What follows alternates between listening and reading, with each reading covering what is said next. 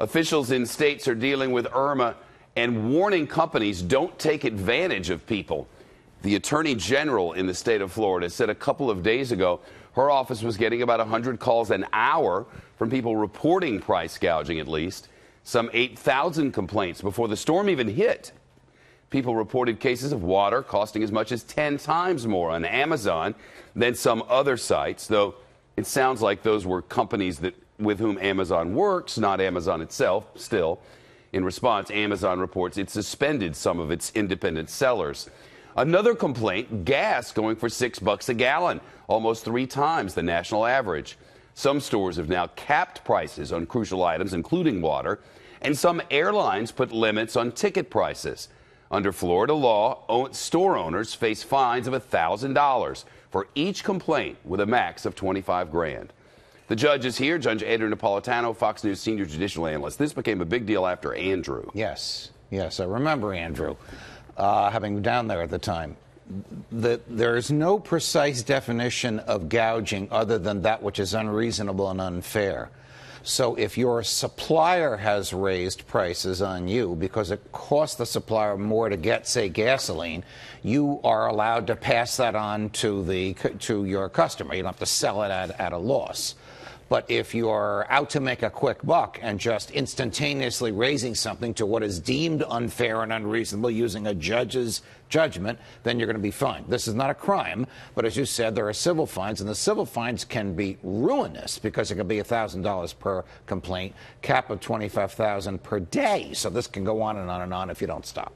And how does the process of holding people accountable for gouging work? Very difficult because you got to prove it. So you'd have to have, you'd have to pay them. A $10 bag of ice is price gouging. Correct. Yeah. So you'd have to have. You just know it. Correct. But you'd have to have the evidence of that. Look, you're trying to stay alive. You don't have electricity. You probably don't have running water. You manage to get ice and some water to preserve food and to have your family drink. Have your family drink clean water. Hang on to the receipts because the time is going to come when the Attorney General will do this for you. She will gather the receipts and she will file a complaint with the Consumer Fraud Division, and they'll hold a very fast hearing. This is not a jury trial. This doesn't take years or months or even weeks. This takes a few hours, and then the fine is assessed. Now, that doesn't put the money back in your pocket, but it does punish the people who've done this. A very weird thing is happening, and I think it's happening because of social media. There are people right now on social media telling everyone in their little social media weird listening audience that everything in Florida is fine. There are people tweeting right now, and I'm not going to call names because they don't deserve it, that Congressman Curbelo just said everything's fine in the Florida Keys. That could really hurt donations. Let me be clear. There's not a home that's normal in the lower to middle Keys. There's not a home with power. There's not a home with water. There's not a home with sewer. There's not a home with cell phone connection. There's not a home that has any access to a Dwayne Reed or a Rite Aid or any kind of drugstore or any kind of grocery store. No access to ice. And it's supposed to feel like more than 100 degrees for the next few days. The lower Keys is not fine. There's nothing fine about it. And those of you who do that sort of thing on social media and spread word in that way and cut down on the absolute necessity that is help from our military, help from our charitable organizations, and assistance in so many different ways, you're hurting people. It's not about your politics. You're hurting individual people whose lives are crushed right now. Make no mistake. A 185 storm did not come over South Florida. Thank God.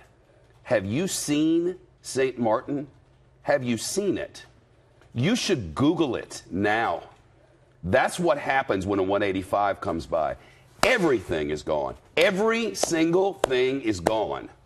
That didn't come to South Florida because the mountains of Cuba ripped that storm up and kept it from happening. And if not for those mountains, we would have a humanitarian disaster on our hands.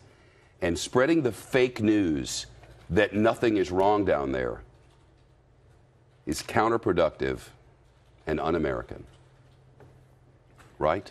Absolutely right. If this is being done for political purposes, those politicians should be booted out of office. If they're patting themselves on their back to make everybody think that they have caused everything to be normal when it's not normal. It's not normal. It's a material misrepresentation, and they should be thrown out. There are places that were...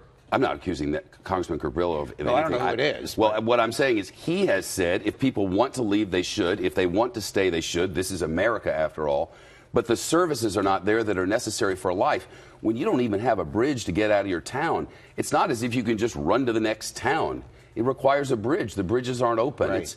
It's a curious place there, and the folks are hardy and strong, and they always have been. Hopefully the authorities, the people that are working for Governor Scott, are aware of how bad these things are, and they are not being influenced by social media. There are neighborhoods in Jacksonville that got really hit. There are neighborhoods in the lower Keys that got really hit.